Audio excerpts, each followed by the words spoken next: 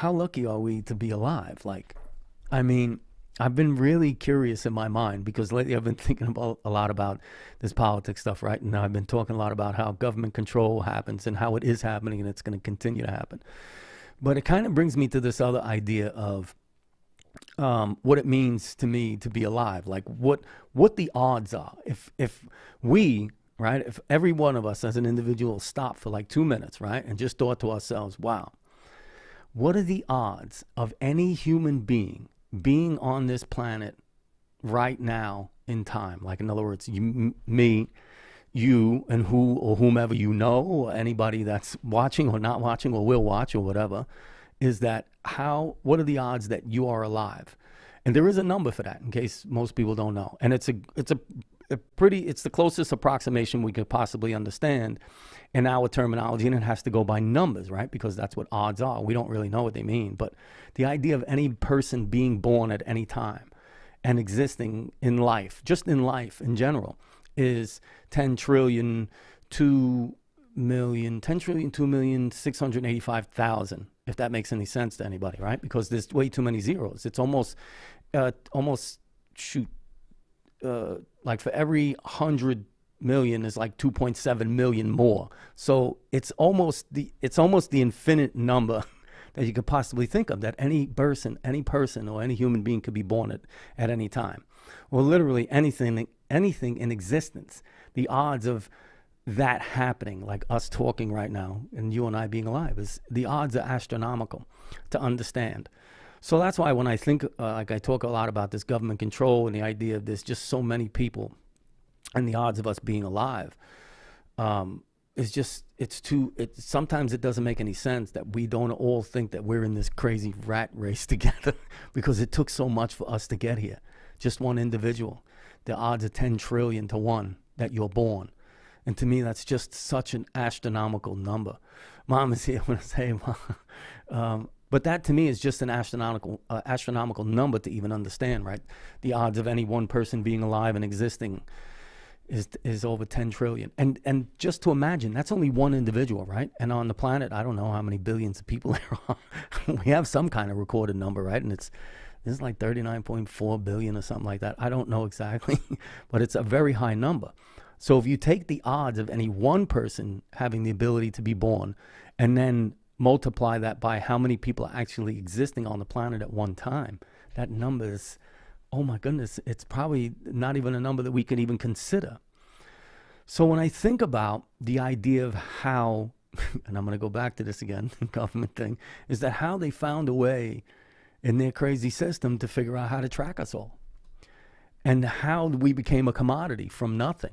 Right? So the idea that, we could exist at any time and anybody can, right? So if, somebody gives birth and that person is born, even if it's not recorded, even if it's never have been recorded, that person will still have had existed, right? And if you think about that, why is there ever a need to keep track of any of that, right? I mean, besides that, maybe your parents or whatever give you a name and then you have that name. And I guess your name is what the consistency of life is, right? So they give you a name and then they attach a number to it, and it becomes this idea of you are a number. So that's really physically the only way that any of this could be quantified, is that there is a way, they came up with a way to track us all at the same time, simultaneously, without inherent error. And to me, that's just crazy to think about it in that way, right? So the odds of you being alive and existing as we are existing right now, communicating, is astronomically high. And that the fact that we think that, like, when they tell us that those people over there are no good, or these type of people are no good, or those type of people are no good, and I go, man, could you imagine if everybody was no good that they say is? There would be a lot of bad people going around. Pawning themselves off at good people. But that's what I'm saying when we think about how we feel about separations of people, whether you want to be called this, that, or the other thing, or you live here or you live there, is that we all should just be thankful that we're all just alive, like living, breathing air, and existing at this point in time that we can remember, that we could talk about. And I don't think we understand that. I don't think we understand the magnitude of how small we are in the cogs, or how small we are, that we are cogs in this great thing that's happened, which is called life.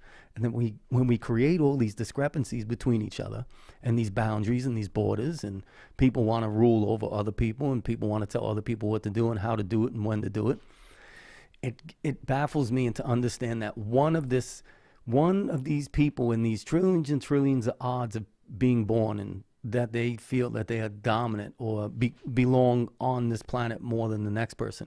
Man, we've all fought just as hard to be here. The odds are so friggin' high. Do we not all understand that we should be responsible for ourselves at any place in time? I think we should. I think we should be thinking about that more, if that makes sense. We should be thinking about, oh my goodness, man, the odds of me being here and that person being here at the same time is so high. I'm just, all I want to do is hug them and tell them it's all right. We're going to try and get through this together. Don't worry about it.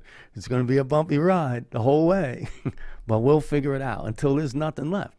But we haven't figured that out yet about humanity. We haven't figured out that we're all just here existing at the same time, in the same time frame, right? Because shoot, I'm 50 whatever, so 50 whatever years ago, I wasn't even here. So nothing mattered to anything, about anything. So if we all think about that idea of the existence, is that 100 years ago, the people that are running this place weren't running this place. There was other people running the place. And I don't know how much better they were at it than these new people, if that makes sense. But it could be anybody that's here that could be doing that at any time. Because the odds are that great that anything can happen at any time. And that's kind of like a message I think wholeheartedly we should all be accepting after a while, is that, my goodness, it's so we're only here for whatever blip that we're here. And then when it's over, it's over. It doesn't matter whatever happens afterwards to any one of us that are here right now. So I always say, why are we making it so hard? Why are we making everything so difficult all the time? What's the need for it? I don't understand. Listen, I understand that we need to evolve for whatever it's worth, or if we call this evolution or takeover, whatever it is, I'm not sure. I think you'd have to paint a different picture for me at this point in time. But the idea is that there has to be a point in which everybody here is just like, yo, it's okay, everything's all right. It's because I'm alive right now, because the odds are so great for me to even be here. And I like that idea. It's a common sense rule, I always talk about this idea of the control and how it's happening, and it happens all around us at any given time. But the underlying message for me is still the same: is that at least I'm here, at least I'm alive. It's part of I'm part of the machine right now, and when I'm not part of the machine anymore, it doesn't matter what happened during my time period, because I won't be here anymore. So the relevance, it has to mean a lot to me, right? In order for me to understand that it's going to hold me to it for until the end, right? So I think about that when I think about this idea of being controlled, and what are all these things that we do now that we didn't do 100 years ago, or what are all the things that we do now that we think is just so obligatory, and that the obligations they go greater and greater every day, and the idea of consuming every day. I don't know if that's what it means to feel alive anymore, right? I guess that's what it is, because we feel alive when certain things happen, right? Like I was talking to somebody the other day, and they had the grandson, and they were saying how my grandson's so young, but they get this separation anxiety from the phones and the TVs and all the videos and all the stuff, and that separation and the consumption of the idea of like, oh my goodness, even at these young ages now, we get so distracted so easy by so many things, and it's hard for us to decipher where the information comes from, and if it even exists, because a lot of the information we look at on social media and video and movies, right? Even from back then, when they were just making movies, when we didn't have smartphones and television, all these things, movies, all of this idea of this visual stimulation that's given to us to keep us moving in that direction, whatever it is that we're watching, and that is the entire direction that we're going in constantly, I think, right? Because we're always seeking that thing that we think is out of reach for us. And I don't know if that's what it means to be alive anymore, because the natural need for this connection to us. I think my personal idea is the physicality of it, right? I don't even know if that's kind of a word, right? I kind of maybe made that one up just a little bit. Bear with me, folks, okay? My point's trying to come across.